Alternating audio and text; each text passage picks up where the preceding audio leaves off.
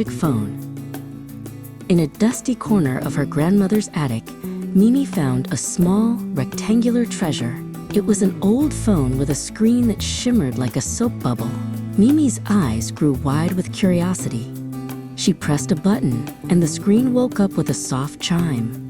"Oh," she whispered, her heart dancing. She couldn't wait to show her friends the secrets hidden inside this tiny glowing box. Mimi ran to find Noora, who was busy reading under the big oak tree. "Look, Noora, it's a magic window," Mimi cried. Noora, always eager to learn something new, put her book down. They sat close together, watching colorful icons bounce on the screen. There were games that sparkled and videos of dancing cats. Noora's eyes were fixed on the bright lights, and for a moment, the rustling leaves of the tree were forgotten. Soon, Zizu came bounding over, ready to play tag. He hopped on one foot and made a silly face, waiting for his friends to laugh. But Mimi and Noora didn't look up. Noora held the phone now, tapping rapidly on a game. "Just one more level, Zizu," Noora muttered without turning her head. Zizu's smile faded just a little as he stood there, wondering why the little screen was more interesting than his best jokes. The sun began to set, painting the sky in stripes of pink and orange. Usually, this was the time Mimi and Zizu would chase fireflies. Instead, they sat huddled together on the porch steps. The phone was the only thing they saw. They didn't hear the crickets chirping or notice the cool evening breeze. They were in a world of pixels and pings, and their playground felt very quiet and empty. Suddenly, a soft shadow fell over them. Lulu, the wise purple llama, stood on the lawn. She wore a woven scarf and carried the scent of mountain air. Lulu looked at Noora, who was still trying to grab the phone from the others. "The moon is waking up," Lulu said in her hum-like voice. "But my friends seem to be asleep with their eyes wide open." "Nope." Mimi held the phone out to Lulu. "It's magic, Lulu. It has everything inside it."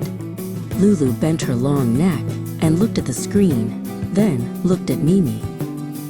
"It is a clever thing," Lulu agreed gently. "But magic is not found in a box that fits in your hand. Magic is the tickle of grass on your toes, and the way your friends' laughter sounds when you run together." Mimi looked at the phone and then at the dark woods, feeling a sudden pang of loneliness. Zizu stepped forward, clutching his favorite ball. Lulu turned to him and smiled. "A phone is like a spoon, Zizu," she explained. "A spoon is wonderful for eating soup, but if you hold it all day, you cannot climb trees or hold a friend's hand. It is a tool, not a world." Zizu looked at his ball and then at the phone. He realized he hadn't laughed once since the magic box had arrived. The friends huddled together to make a plan. Mimi and Noora decided that the magic phone needed a bedtime. "We will use it to learn one new thing a day," Noora suggested, her smart brain clicking into gear. "And then we put it in the charging nest," Mimi added. They drew a big clock on a piece of paper to show when it was time to play and when it was time to look at the screen. The next morning, the sun was bright and the birds were singing. Zizu found a tiny shimmering ladybug on a leaf. "Noora, look," he called out. Noora ran over with the phone and took one quick, beautiful photo of the bug. "Got it?" she chirped. Then she tucked the phone into her pocket and raced Zizu to the garden gate. The phone was a tool to capture a memory, but the memory was happening outside. Mimi and Lulu watched the others play from the top of the hill. Mimi felt the wind in her hair and the warmth of the sun on her face.